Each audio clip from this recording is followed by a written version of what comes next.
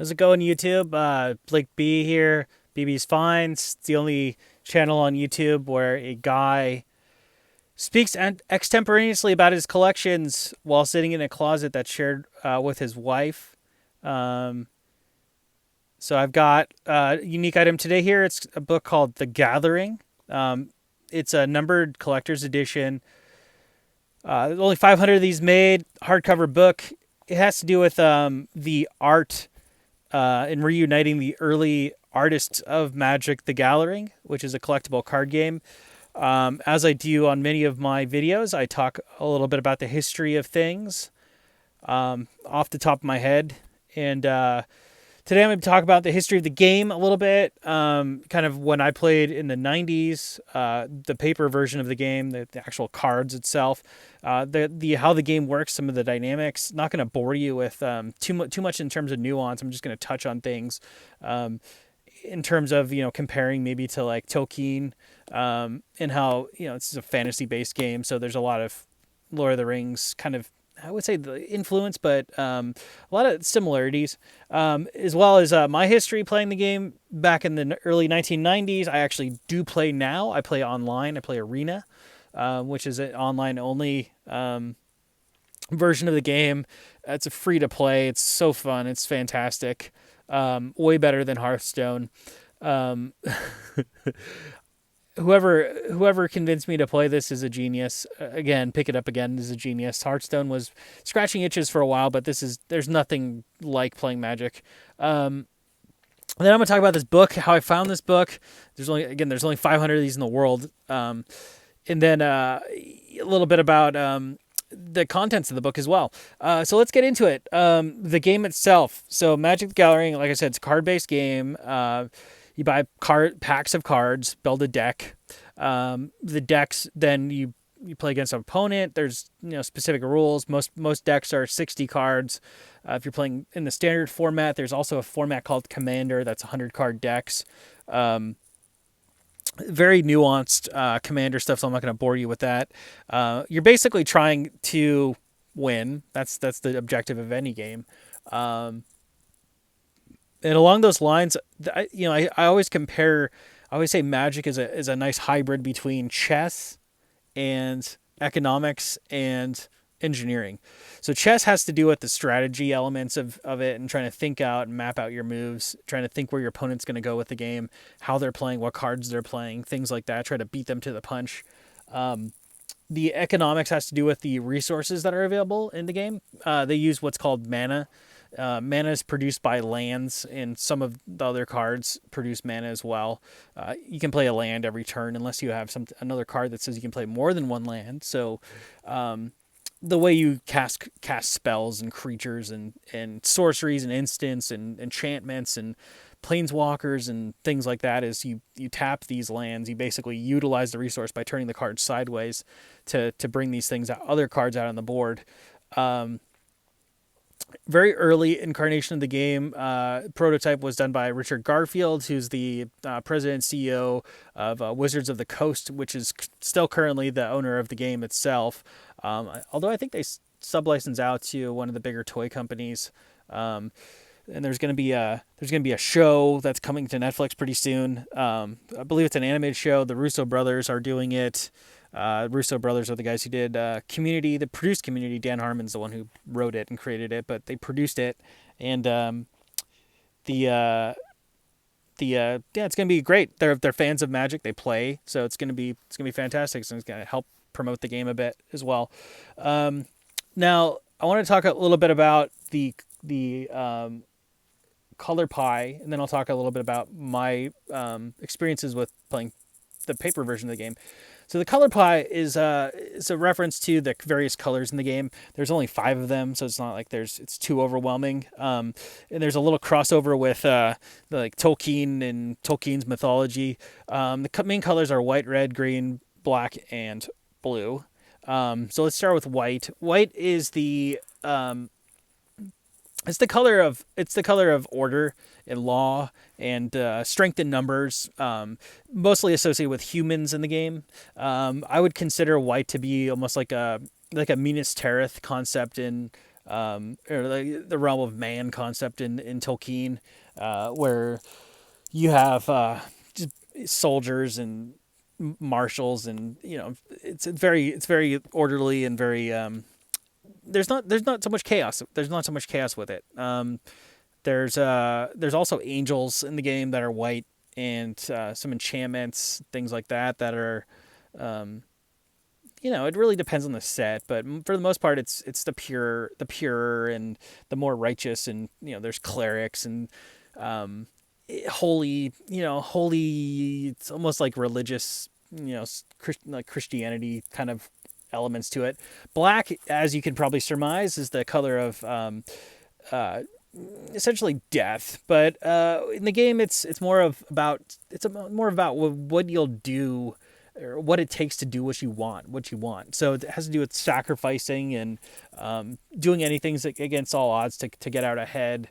There's usually a lot of trade-offs in terms of resources, like life for, trading life for certain things, life for additional creatures or additional cards. Green has to do, as you could probably guess, has to do with tradition and nature. A lot of the green stuff is it's kind of like Mirkwood and in the elves and things like that in Lord of the Rings. So we have like druids and elves and wolves and things like that are green. Archers, and it's just like it's the forest pretty much. You can think of it as the forest. Red has to do with the color red has to do with acting on emotion and impulse and instinct. It's derives its power from the mountains. That's red's main land source. Is the mountain card. Red is like in Tolkien. It's like the orcs, elves, dwarves, situation where there's a lot of kind of there's not so much order, but it's just kind of chaos and just acting on instinct and things like that. And then what's unique about magic is blue. Now there's no real Tolkien parallel, I guess you can say, to blue. Blue has to do with instinct. Sorry, blue has to do with intellect and the acquisition of knowledge to create to better yourself.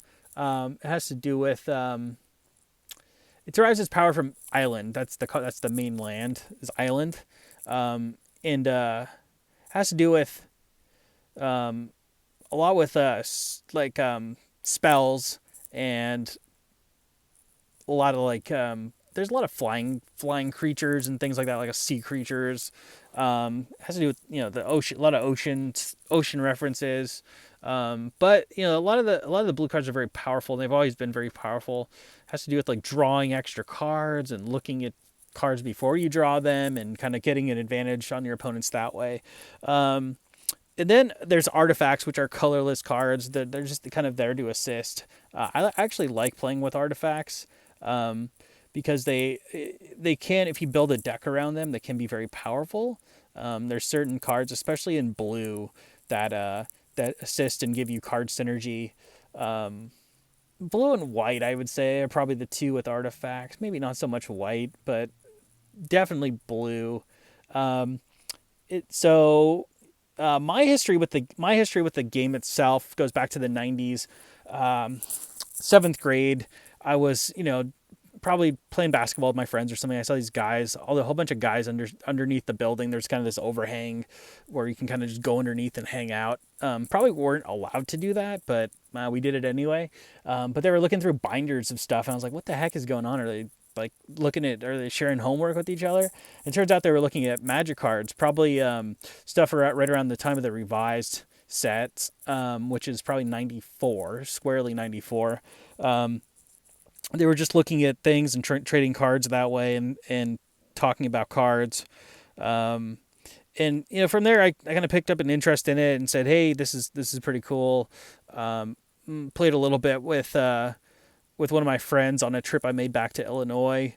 At the time, that's kind of in the proto phase. I think I'd say that's right around probably Christmas time, 94. My friend Jared, growing up in Illinois, went to go visit him again, and we played D&D and a little bit of Magic. I was surprised that he played Magic. I brought my deck, or at least the time, whatever my deck was, I brought it with me. Then, of course, I was trying to acquire more cards when I was there. So yeah, I played right around the time of Revised. So the main sets that were out, it started with Alpha, Beta, Unlimited. Alpha was very very very limited run. I think like there's only 10,000 rares in Alpha. Beta is very limited too. It's black bordered. Unlimited's the first white border set, so it's the main set, and then you have Revised, which is at the time Revised was like kind of like the bread and butter. Um, Now looking back, I mean the packs of Revised are probably about $100 or $200 each. Um, Mostly because of the dual lands that are in Revised. Those are the only cards that have really held much value. Dual lands in my day were $6-7, maybe $10 on the high side. Now some of them go for as much as $500, $600, $700 in really good condition. Um, there are cards that enable you to utilize, and we talked about lands a bit. You can utilize two different colors of lands.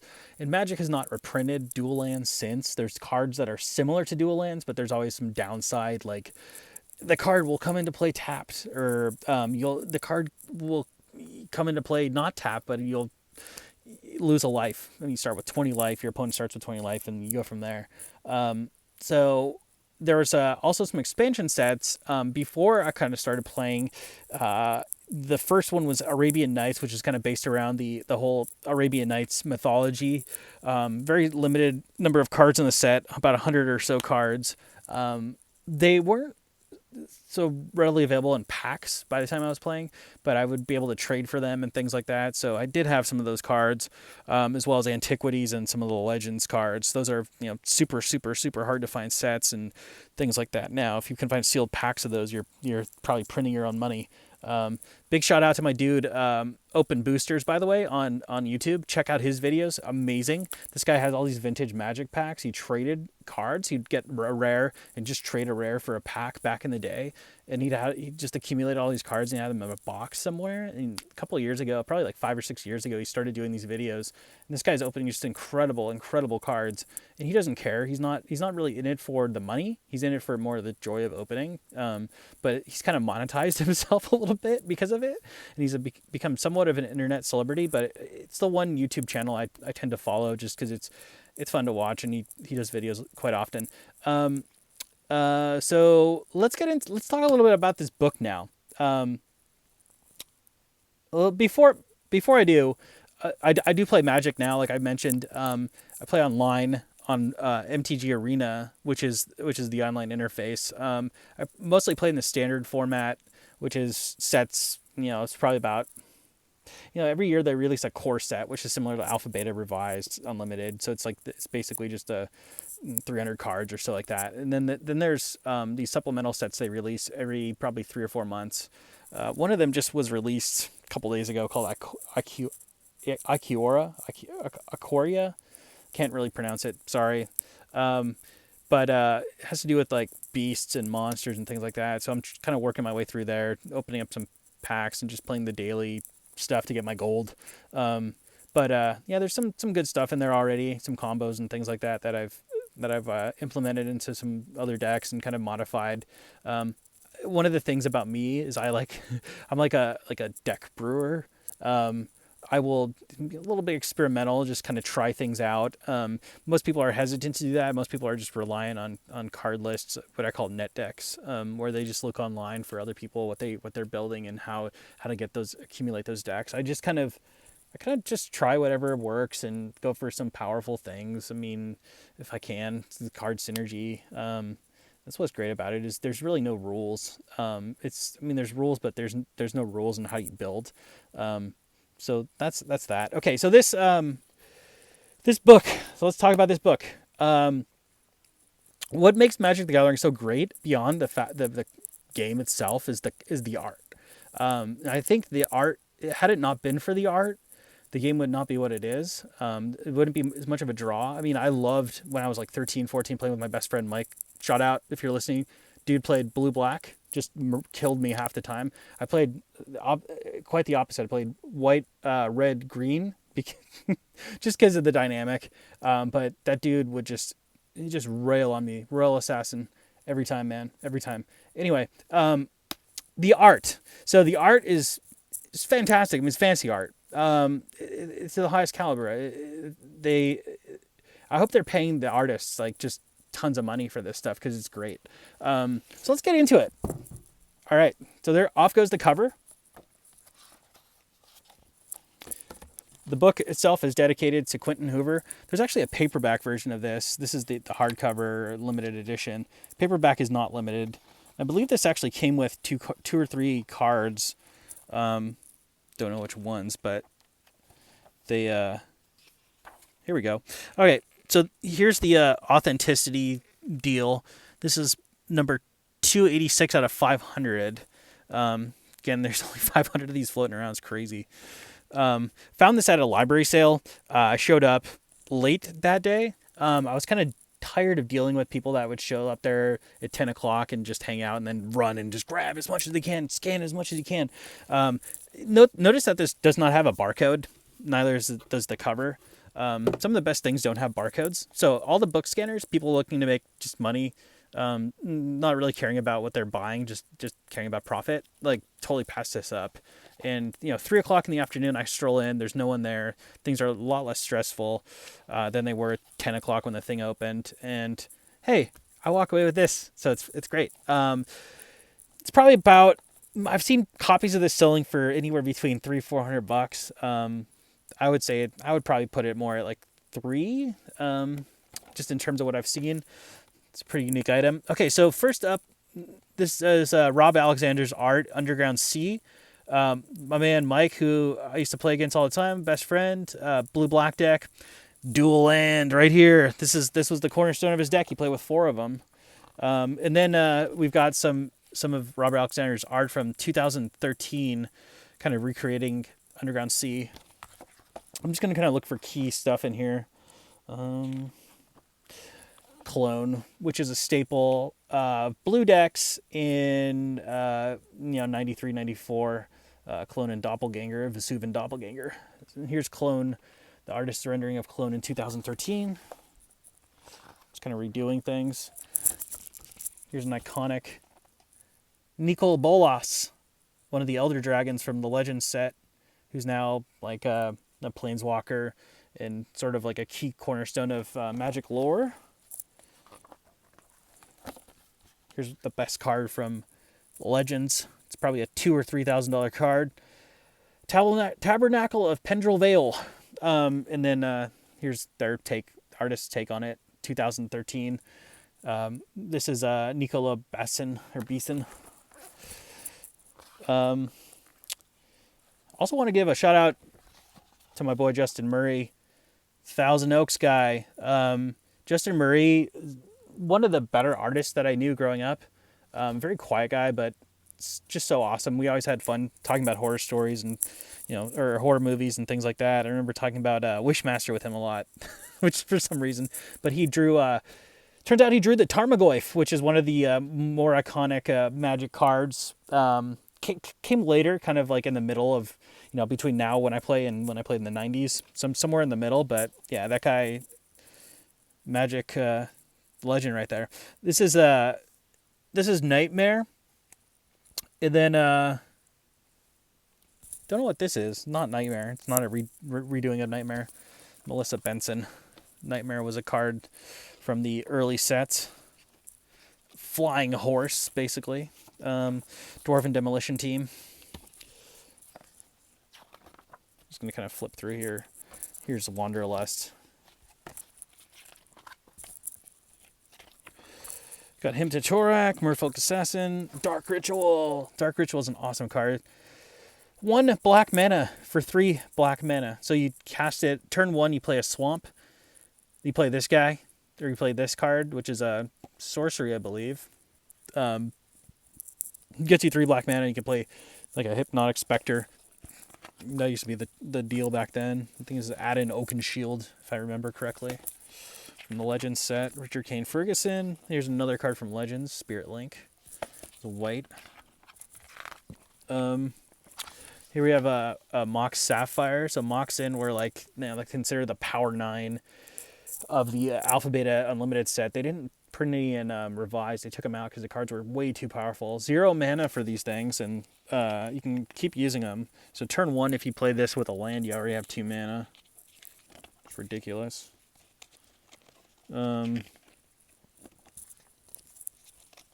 go for thousands as well. Vesuvan Doppelganger. It's a card like Clone. You can copy an opponent's creature, stuff like that. Here's Chains of Mephistopheles, one of the better rares from Legends set. Black card. Let's see what else we got. Here's Fallen Angel from Legends as well. Anson Maddox. I remember that name. Black Knight. 2/2 first strike protection from white. I still remember that one.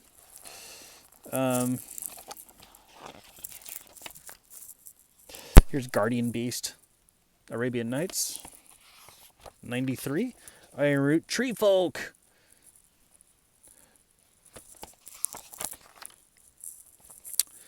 I believe this is Amulet of Krug.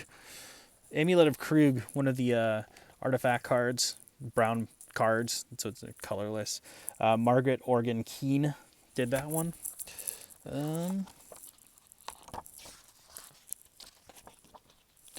Birds of Paradise. I used to play with like 4 of these in a deck. These were great. 1-drops. So you play 1 mana, 1 green mana.